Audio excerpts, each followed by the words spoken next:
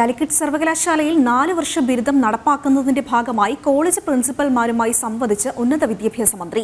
വിദ്യാർത്ഥികളുടെ കഴിവുകൾ കണ്ടെത്തി സൗകര്യങ്ങൾ ഒരുക്കേണ്ട കടമയാണ് അധ്യാപകർക്കുള്ളതെന്ന് മന്ത്രി പറഞ്ഞു.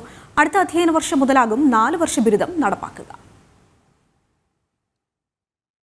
ഉന്നത വിദ്യാഭ്യാസ മേഖലയെ അടിമുടി പൊളിച്ചെഴുതുക എന്ന ലക്ഷ്യത്തോടെയാണ് ദേശീയ വിദ്യാഭ്യാസ നയത്തിൽ 4 വർഷ ബിരുദം വിഭാവനം ചെയ്യപ്പെട്ടിരിക്കുന്നത്.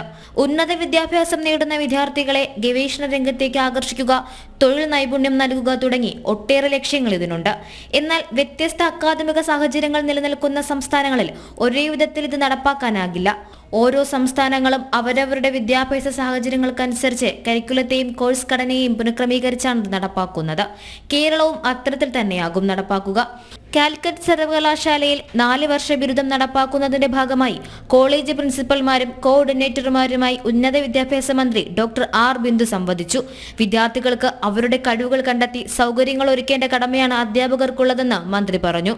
നിലവിലുള്ളതുപോലെ 3 വർഷം കൊണ്ട് 133 ക്രെഡിറ്റുകൾ ആർജിക്കുന്ന വിദ്യാർത്ഥികൾക്ക് ഡിഗ്രി സർട്ടിഫിക്കറ്റ് ലഭ്യമായി ഡിഗ്രി ഹോൾഡേഴ്സ് ആയിട്ട് കോളേജ് വിട്ടുപോകാൻ അനുമതിയുണ്ട്. അവിടെ എക്സിറ്റ് ഉണ്ട്. കൂടുതൽ ഗവേഷണാത്മക പ്രവർത്തനങ്ങളിലേക്ക് പോകാൻ തൽപരരായ വിദ്യാർത്ഥികൾക്കാണ് 4-ാം വർഷം തുടർന്നുകൊണ്ട് 177 ക്രെഡിറ്റുകൾ ആർജിച്ച് ഓണേഴ്സ് ബിരുദം നേടുന്നതിനുള്ള സാധ്യത നൽകുന്നത്. 4 വർഷ ബിരുദം അടുത്ത അധ്യയന വർഷം മുതൽ നടപ്പാക്കി തുടങ്ങുമെന്നാണ് ഉന്നത വിദ്യാഭ്യാസ മന്ത്രി ആർ ബിന്ദു അറിയിച്ചിരിക്കുന്നത്. ജനം, മലപ്പുറം.